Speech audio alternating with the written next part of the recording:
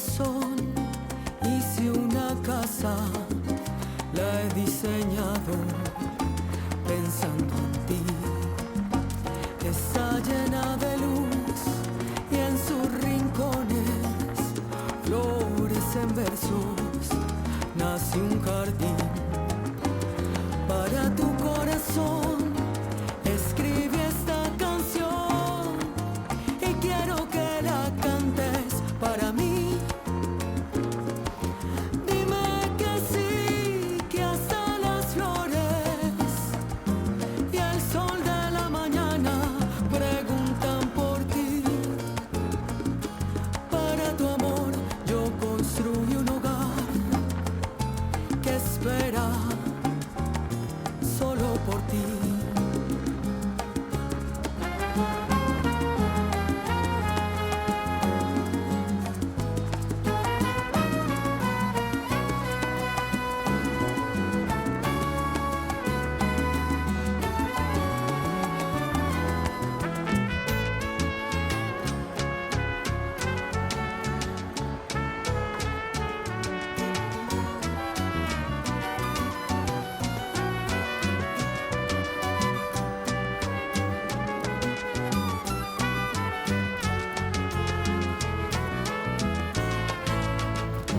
Para tu corazón escribí esta canción y quiero que la cantes para mí. Dime que sí, que hasta las flores y el sol de la mañana preguntan por ti.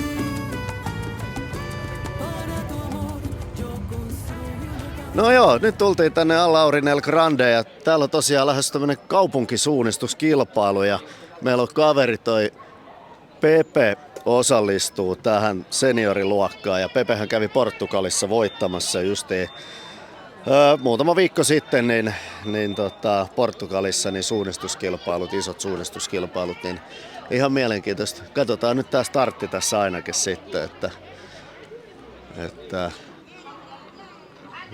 sieltä, no niin, sieltä Pepe lähtikin matkaa sitten, että sinne kaveri lähti kävelen, ei täällä porukalla vielä hirveä kiire ole. En ole vielä ketään nähnyt, ketä juoksis.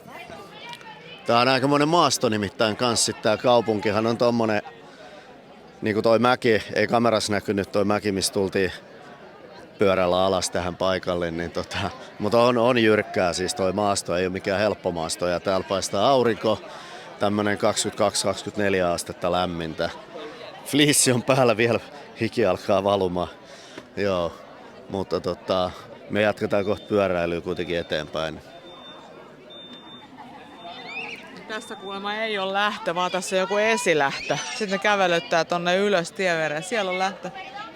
No ilman kossa sitten käveli. Sitten alkaa juoksu. Joo, eli tää on tämmönen esistartti niin sanotusti. Selvä homma. Jees, lähdettiin tästä nyt ajelemaan tonne keskustaan päin.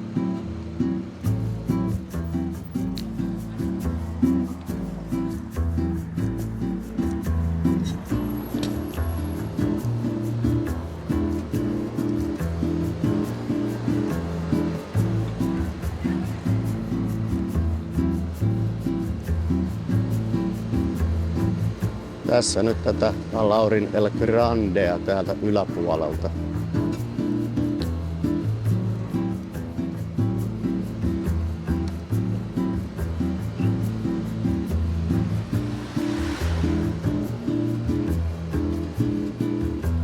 Mennään tota kautta, tosta pääsis kans, mutta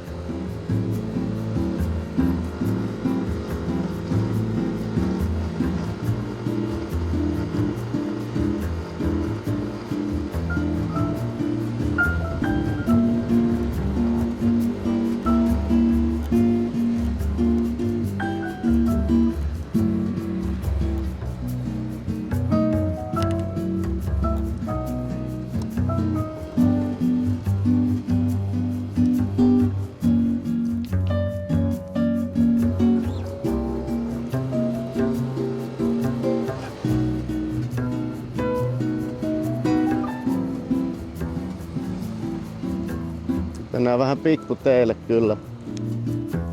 Mutta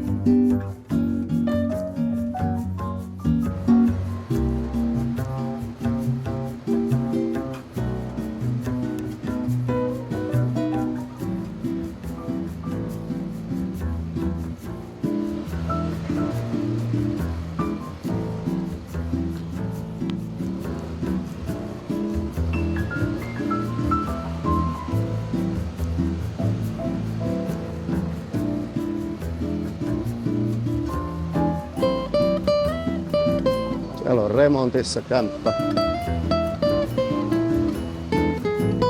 Hauskoi pikkukujia nää. Ihan nättejä talojakin täällä välissä.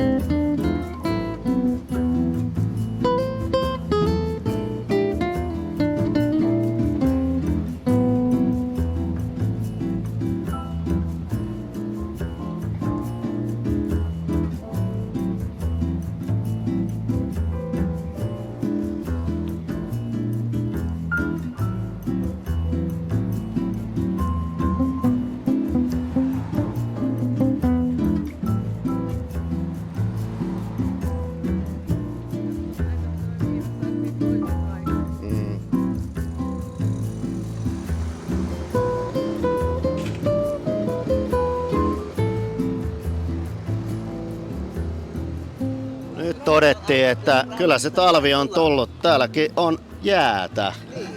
Se on kyllä ihan totta. Toinen vaihtoehto on, että se on sitten pudonnut tästä jostain kahvila-annoksesta, mutta tai jääpaketista, mutta joo, sellaista pieni tämmönen välikevennys. Lähdetään kävelemään vähän tätä täällä Grandes, minkälainen paikka tää on. Tästä nyt sitten lähdettiin kävelemään tonne Sardegna-nimiseen ravintolaan kohti. Se on yli 100 vuotta vanha ravintola tosiaan. Sieltä on aikaisemminkin kuvattu. Mutta se on niin hyvä, että sinne kannattaa mennä useamminkin ja hinta-laatusuhde on älyttömän hyvä. Se on kohtuu edullinen paikka ja aivan huippuruokaa.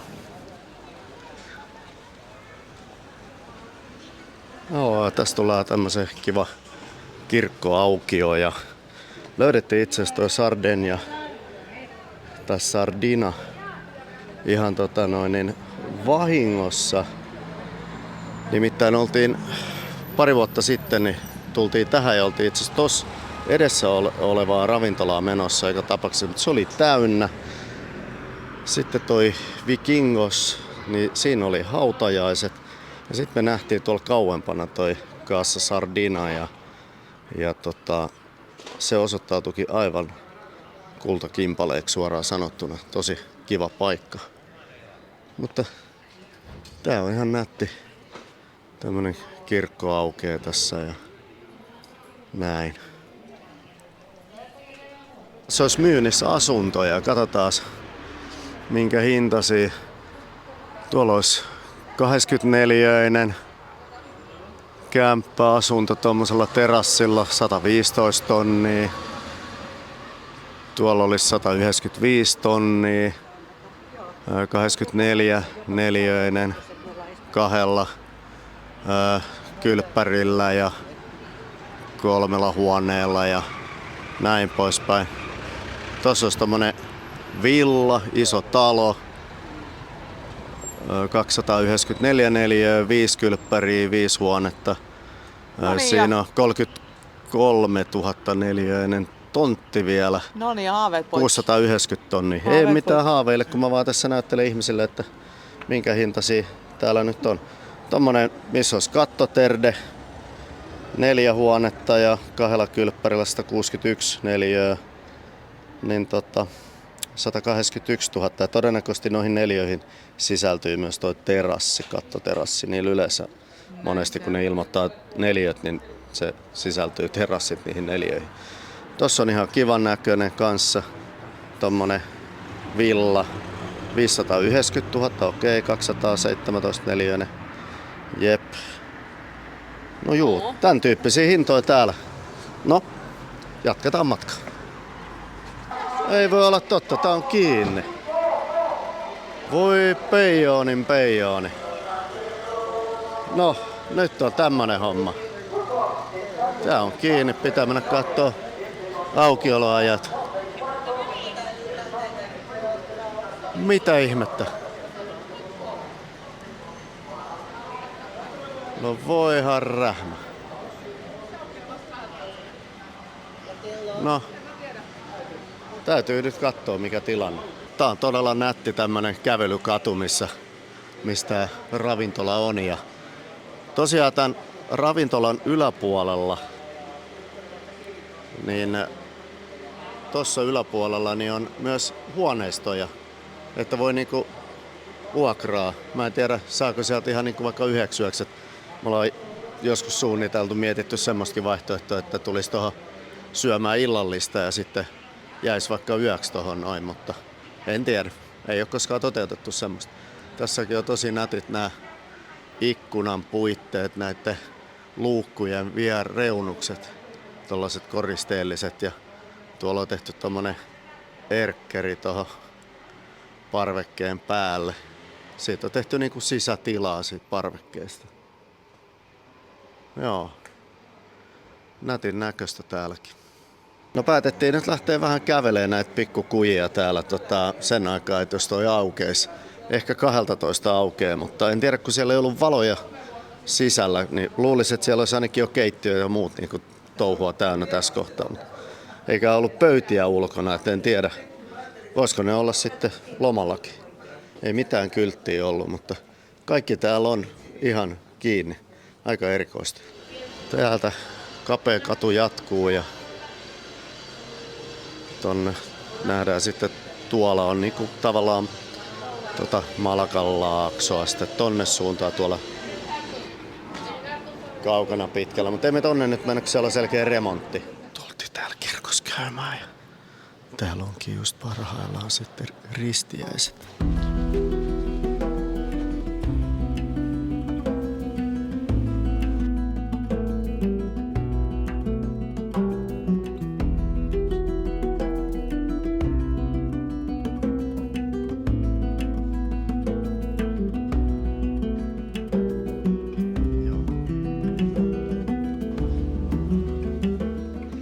Täällä oli ilmeisesti just jotkut ristiäiset. Me vähän tultiin kuokkavieraana tänne. Tultiin ihalle kirkkoon ja yhtäkkiä meiltä lyötiin ovi takaa kiinni. Ja no, Siru kyllä kysyi papilta, että hetkinen, että onko se nyt ok, että me ollaan täällä sanoa juu. Siellä on alttari.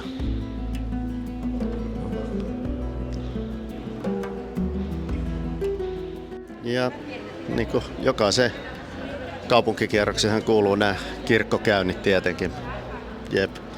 Tämmönen, että on täältä kirkko-ovelta. Me katsottiin jo toisesta suunnasta. Mennään salta pois, ihmiset kuvailee tässä. Joo. Semmosta. Mennään kattoo, olisiko se ravinteli auennut. No nytpä kävikin niin, että toi ravintola aukeaa todellakin vasta 2:30, niin eihän me nyt tähän jäädä 8,5 tuntia odottelee. Mennään tonne, minne jätettiin noin meidän pyörät, niin mennäänpä sinne sitten vaikka kaffelle. Joku tällainen. Joo. Ja jotkut otti täällä sitten tämmöiset kylmät huurteisetkin. Kukahan oli? Olipa hyvä tommonen tousti, 3,5 euroa. Siinä oli kanaa, pekonia, salaattia, tomaattia, kananmunaa ja tämmönen. Niin hyvä tämmönen välipala tousti tässä. Ja nyt me jatketaan matkaa, hypätään Skobien selkään ja matka jatkuu. Nyt tultiin ajetaan täältä Mihas Pueblon kautta kotia ja tässä alapuolella itse asiassa on siis Mihaksen valkoinen kylä. Siellä on vanha härkätaisteluareena ja näin poispäin. Ja sitten Fuge on niinku tossa alhaalla. Mutta joo, aika komeet on näkymät täältä. Ja ihan kiva tie ajalla. Laitetaan toi Mihaksen mäki tosta seuraavaksi vaikka vähän kuviin seuraavaksi. Tuolla oikealla on sitten antennivuoret ja näin poispäin. Tällainen.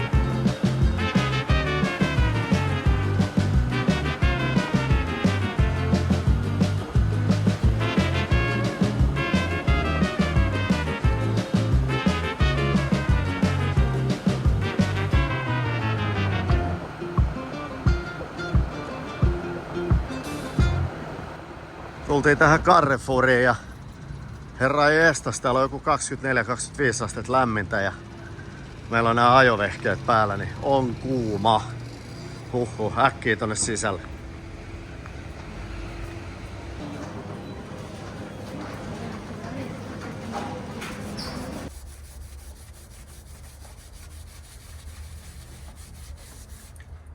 Ei oo nyt niin ihmeellinen sieni tää ihmesieni. Ei tuu puhtaaksi. Ei oo niin.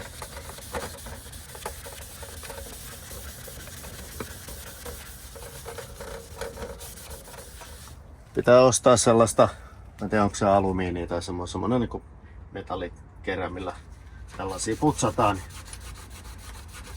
saa sitten kiiltämään tän.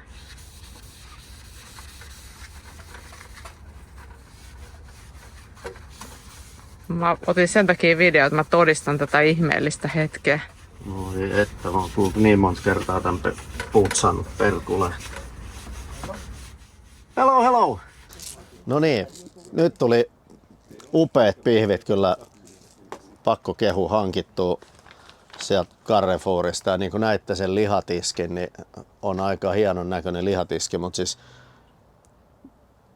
tällaista raaka ilmakypsytettyä dry age lihaa, suletoni, härän kyljystä, prime rippiä, mitä kaikkea nimiä näillä nyt on, niin mutta siitä osasta heitetään suolaa ja mä laitan, nää on niin paksut, niin mä laitan tosiaan niin kun mittarin tohon kylkeen ja miedolla lämmöllä tommoseen 42 asteeseen ja sen jälkeen laitetaan nupit kaakkoon ja sitten otetaan väriä pintaa. Tavoitelämpötila noin 5-5 suunnilleen. Mutta tämmönen kun se on ilmakuivattu vai raakakypsytetty liha, niin siitä kun on haihtunut sitä nestettä, niin mä tykkään, että se saa jäädä vähän niin kuin ulkonäöllisesti vähän niin kuin raaemmaksi kuin ihan perinteinen liha, koska sieltä on haihtunut nestettä, että se pysyy vielä myös mehukkaana. Mutta katsotaan, miten me onnistutaan tänään sitten. Tää on aina vähän tämmöistä minkälainen tuuri käy milloinkin.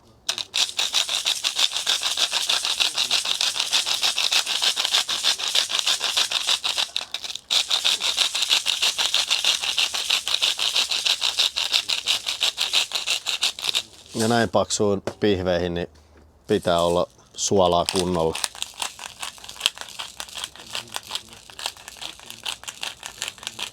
No sitten tehdään tap pikkasen. Näin. Käännetään ne ympäri. Pyyhitään puolikkaaseen arkkiin. Jää kyllä vähän kädet klähmäiseksi, mutta menkö nyt näin.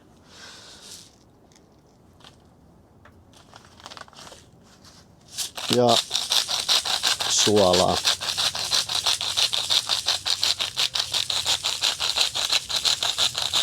Ja tämmönen niinku merisuolaa niin on mun mielestä parasta suolaa tähän hommaan.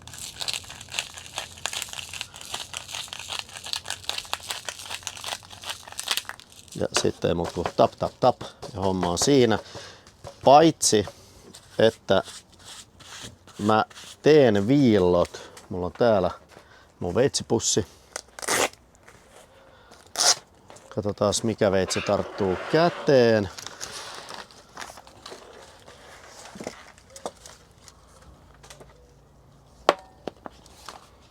No, otetaan tää mun perus kokkisveitsi. Tässä mulla on tämmönen puntilla. Olisikohan tää muuten lapuntia, mutta anyways, niin tää on niin kuin lihan ja luusta erotteluveitsi. Tää on tämmönen pikkasen taipova veitsi, mutta tämmönen erittäin kätevä kalvojenkin poistossa ja näin poispäin. Ja sitten näin. Täällä on sitten hamonveitsi. Tää on erittäin just taipova. Ja tätä samaa veistä mä käytän sitten ihan kalafileoinnissa. Ihan menee samalla veitsellä. Sitten tässä on tää mun isompi lihaveitsi, iso kokkiveitsi. Olisi tää 26 senttinen terä on tässä. Tää ei ole mun peruskokkiveitsi, tää mun peruskokkiveitsi on tää, mutta tuolla on sit kun käsittelee isompia vaikka lihoja, mitä pitää leikkaa, niin toi on ihan hyvä. Itse asiassa tuolla hamonveitsellä, niin sitten jos haluaa vaikka paistissa leikkaa ihan ohuita siivuja, niin se onnistuu sillä todella mahtavasti. No sitten on puikko täällä. Tuli nyt tämmönen, sitten on tämmönen nopeampi mittari. Sitten on kastikelusikka, maistelee kastikkeita ja sitten hamonpihdit. Joo, tämmönen on noin suunnilleen meikäläisen. Sitten täytetään tai vaihdellaan vähän settiä tarpeen mukaan. Mutta noilla yleensä nyt oikeastaan pärjää. Mä otan jälleen kerran tän mun ihan perinteisen peruskokkiveitsen. Tällä pärjätään tässä hommassa, koska tässä ei nyt tarvii. Mä jätän tän, kun tää on tältä puolelta sen verran ohuempi tää kovarasva tässä, mutta mä teen tähän viillot, ettei se lähde vääntää tätä pihviä kupille niin sanotusti, niin mä teen tänne tämmöiset viillot, niin meillä pysyy pihvi suorana, se ei lähde vääntää tuota pihviä ja se tuo hyvää makua sinne ja rasvaa ja sit mä leikkaan sen siinä vaiheessa, kun mä leikkaan tämän lihan, kun tää on valmis, mä leikkaan tämän lihan luusta irti, niin mä trimmaan ton ylimääräisen rasvan pois.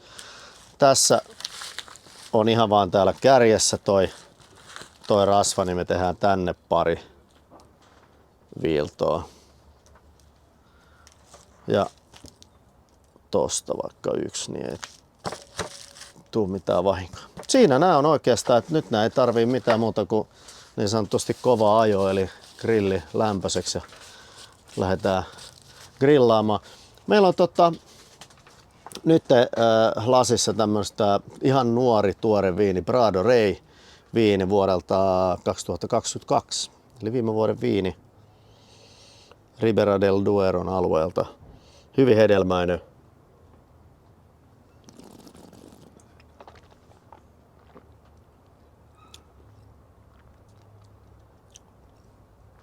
Kivan tasapainoinen viini. Tässä on hyvä happo. Tulee paljon sylkeä suuhun, mutta sitten näin nuoreksi viiniksi niin tosi yllättävän kypsät tanniinit ja et kuivattaa kivasti täältä suuta ja sitten Riberan tyypillisesti tämmönen hedelmäinen, hyvin hedelmäinen ja aika voimakaskin viini. Tämä oli sitä mitä 14-volttinen viini, mutta ihan jees. Mä luulen, että tämmönen grillipihvi huuhdellaan ihan mukavasti tällaisella viinillä alas. Yes. Nyt lähdetään, grilli on kuuma ja nyt nostetaan nämä pihvit ottamaan sinne vielä kerran lämpöä. Nämä oli siinä 5.2, se ehti vähän jo toi mittarit, me otetaan tosta veke, niitä me ei enää tarvita. 52 oli lämpötila, mihin ne nousi. 4.2 mä siis otin nämä pihvit pois grillistä ja ne vetäytyi siinä ja samaan aikaan ne nousi, ne jatko kypsymistä 52 asteeseen eli näin ja kiitos.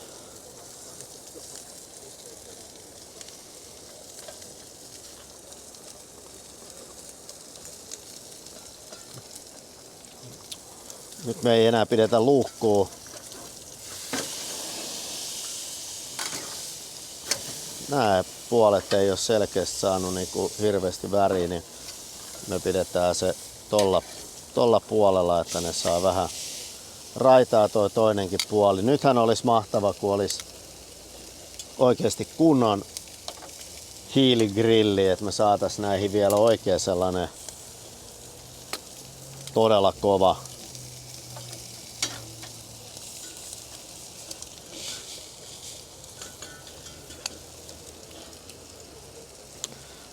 kunnon krispi pinta.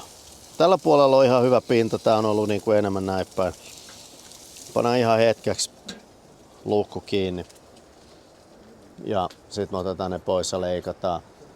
Mulla on semmonen tunne, että me herkutellaan tänään aika hyvän lihalla. Katsotaan seuraavaksi se.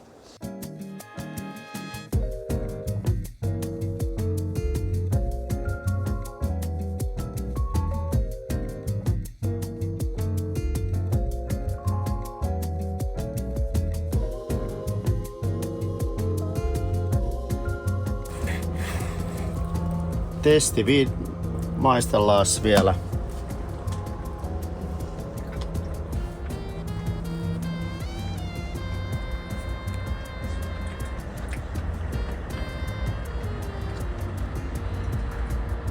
Maku on hyvä. Mureusaste. Semmonen aika jees. Joo, näin mennään.